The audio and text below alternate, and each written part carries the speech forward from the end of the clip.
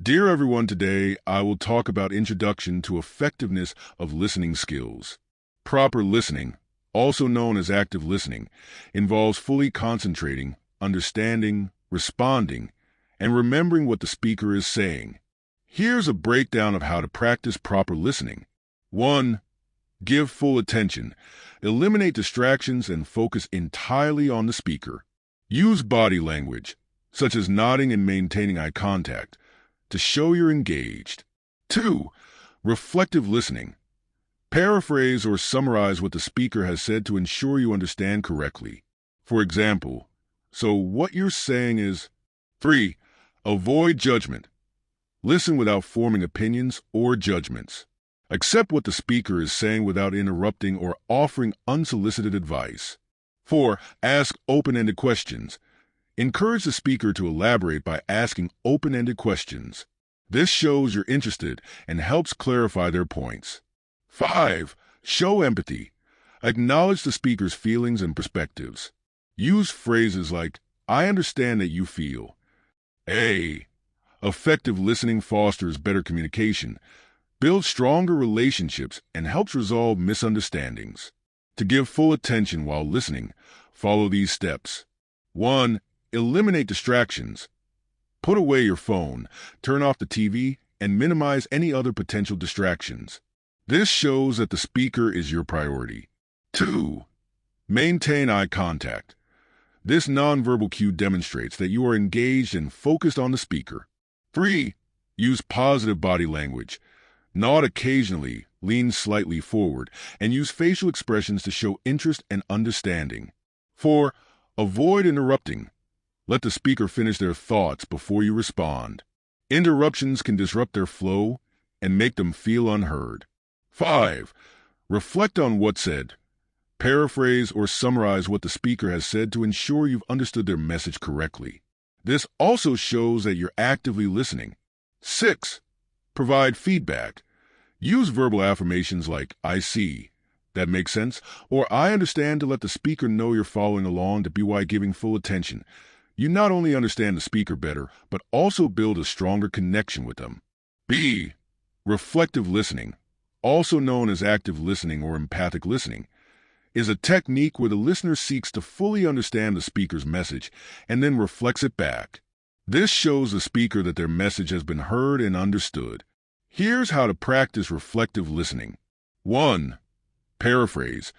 Restate what the speaker has said in your own words. For example, "So what you're saying is," or "It sounds like you're feeling." 2. Summarize. Occasionally, summarize the key points of what the speaker has said to show that you are following along and to clarify any misunderstandings. 3. Reflect feelings. Identify and acknowledge the speaker's emotions. For instance, "You seem really excited about this," or "It sounds like that was a frustrating experience for you." 4. Ask clarifying questions. If something is unclear, ask open-ended questions to get more information. For example, "Can you tell me more about that?" or "What did you mean when you said?" 5. Validate emotions. Show empathy by validating the speaker's feelings. Say things like, "I can see why you feel that way," or "It makes sense that you would be upset." By practicing reflective listening, you can improve communication and build stronger relationships. C. Avoiding judgment while listening is crucial for creating an open and supportive communication environment. Here's how to practice non-judgmental listening. 1. Open-mindedness. Approach the conversation with a willingness to understand the speaker's perspective without preconceived notions. Avoid making assumptions based on your experiences or beliefs. 2. Acceptance. Acknowledge the speaker's feelings and experiences as valid, even if they differ from your own. Use phrases like, "I hear you," or "I understand," to show acceptance. 3. Stay neutral. Resist the urge to agree or disagree immediately. Focus on understanding rather than evaluating what is being said. 4. Avoid giving advice too soon. Wait for the speaker to ask for your input before offering advice. This shows respect for their ability to process and handle their situation. 5. Empathize. Put yourself in the speaker's shoes and try to understand their feelings and perspective. Reflecting their emotions back to them can help them feel understood without feeling judged. 6. Practice patience. Give the speaker time to express themselves fully without rushing to conclusions or judgments. That be why avoiding judgment. You create a safe space for open and honest communication, which can lead to deeper connections and better understanding. D. Asking open-ended questions is a great way to encourage the speaker to elaborate and share more about their thoughts and feelings. Here are some tips on how to ask open-ended questions effectively. 1.